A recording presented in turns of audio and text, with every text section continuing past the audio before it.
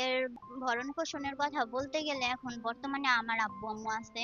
2 মাস relation করার পরে তখন ও আমাকে নিয়ে যায়, পালিয়ে নিয়ে গিয়ে একটা কাজের কাছে ঘরোয়া ভাবে বিয়ে করায়। এই বিয়েটা হয়েছে একটা লটারির মাধ্যমে। যখন আমরা কোর্টে যাই, যাওয়ার পরে এই কাবিনটা দেখাই, তখন সবাই বলে যে এটা তোর বিয়ে হয় নাই, এতটুকু বাচ্চার সাথে সবাই চিট করছে। বিদেশে আমার মা যখন ছিল, ও আমার মাকে হুমকি দিত যে তুই বাংলাদেশে আসলে তোরে মাইরা ফালাবো। আমার আব্বু গাড়ি চালাইতো রাস্তাঘাটে, বলতো যে তুই যেইখানে যাবি তোরে যেইখানে পাবো ওইখানেই মাইরা ফালায়া থুয়া দিমু। তো ও আমাকে বলছে যে চলো, আমাদের দুজনের ফ্যামিলিতে একজনও মানবে না, তুমি আমার সাথে চলো, আমি তোমারে নিয়ে যাই। তখন এইসবের পাশে ছিল ওর ভাই, ছিল ওর খালাতো ভাই, ছিল ওর বেস্ট ফ্রেন্ড ছিল বিপ্লব, এবং অয়ও ছিল। ওর আরো 2-3টা ফ্রেন্ড ছিল। সবাই মিলে আমারে নিয়ে গেল কেরানীগঞ্জ এক জায়গায়।